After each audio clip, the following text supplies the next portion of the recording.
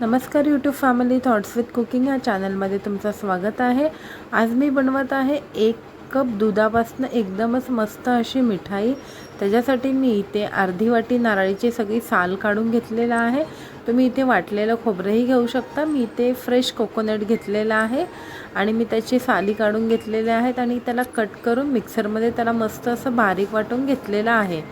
आता एका पॅनमध्ये मी हे सगळं मिश्रण एकत्र टाकून घेते। याच्यामध्ये मी 1 वाटी साखर टाकलेला आहे। आता ह्याच्यातच 1 वाटी दूध पावडर टाकणार आहे आणि ह्याच्यामध्ये 1 वाटी दूध मिक्स करणार आहे। दूध मिक्स करून झाल्यानंतर हे सगळं मिश्रण मी चमच्याच्या साहाय्याने सगळं एकजीव करून नंतरला हे सगळं मिश्रण मी गॅसवरती ठेवणार आहे। आता हे सगळं मिश्रण मी एकजीव करते। एकजीव करून झालेलं आहे माझं। इथे मी गॅस चालू करून हे पॅन मी गॅसवरती ठेवून हे सगळं मिश्रण मस्त ह्याला घट्ट करून घेते।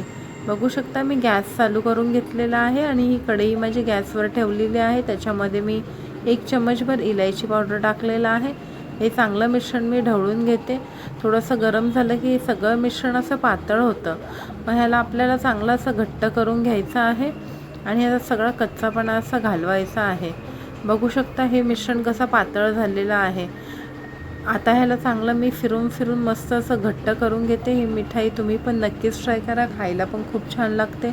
आणि जर तुम्ही माझ्या चॅनलवर नवीन असाल तर माझ्या चॅनलला एक लाईक नक्कीच करा आणि व्हिडिओ शेवटपर्यंत बघा। आता बघू शकता हे मिश्रण असं चांगलं घट्ट झालेलं आहे। याची कन्सिस्टन्सी अजून थोडीशी घट्ट हवी आहे मला।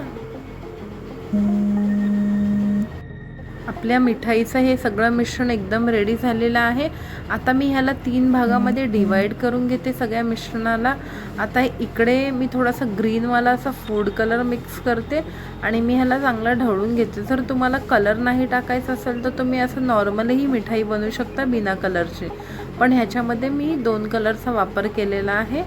ह्याच्यामध्ये ग्रीन कलर चांगला मिक्स करून झालेला आहे। आता मी एका साईडला बाउलमध्ये काढून घेते आणि दुसरं मिश्रणही मी या पातेल्यामध्ये टाकते आणि ह्याच्यामध्ये रेड कलर टाकते। रेड कलर टाकूनही मी चांगलं ह्याला मस्त असं ढवळून घेते। आता मी जे व्हाईट कलर आहे ते साईडलाच ठेवलेलं आहे। हे चांगलं मिक्स करून झालेलं आहे। आता एक बाउल घेते, त्याच्यामध्ये बटर पेपर टाकते आणि थोडंसं तुपाने त्याला मस्त असं ग्रीस करून घेते आणि हे सगळं जे मिश्रण आहे तयार केलेलं मी त्याला म्हणजे एकत्र करून घेते हाताच्या साहाय्याने। बघू शकता मी ते व्हाईट कलरचं म्हणजे जो डो आहे बनवलेला तो हाताच्या साहाय्याने मस्त असं सेट करून घेते। ह्याच्यावरती मी रेड कलर सेट करून घेते।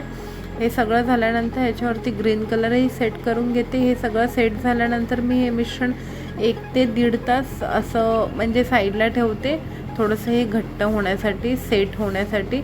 हे सगळं एकजीव करून झालेलं आहे माझं। आता मी ह्याला 1.5 तास असं सेट होण्यासाठी ठेवून देते साईडला। बघू शकता इथे 1.5 तास झालेला आहे। आता मी हे चाकूच्या साहाय्याने अलगद हाताने एकदम काढून घेते।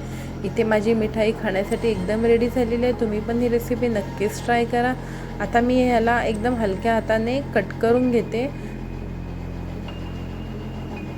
बघा किती मस्त आपली मिठाई रेडी झालेली आहे। ह्याच्यावरचा पेपर मी काढून घेते आणि ह्याला कट करते एकदम सुरीच्या साहाय्याने, एकदम अलगद आणि हलक्या हाताने। तुम्ही ह्याच्यामध्ये ड्रायफ्रूटही टाकू शकता। मी फक्त ह्याच्यामध्ये इलायची पावडर टाकलेली आहे। मी वरतून डेकोरेशन करणार आहे फक्त ड्रायफ्रूट्सचा। तर हे सगळं कट करून माझं झालेलं आहे। इथे मिठाई माझी खाण्यासाठी रेडी झालेली आहे। बघा किती मस्त आपली मिठाई झालेली आहे। तुम्ही पण नक्कीच ट्राय करा। व्हिडिओ आवडल्यास चॅनलला सबस्क्राईब करा, शेअर करा, लाईक करा आणि मला सपोर्टही करा। व्हिडिओ शेवटपर्यंत बघितल्याबद्दल धन्यवाद। थँक्यू।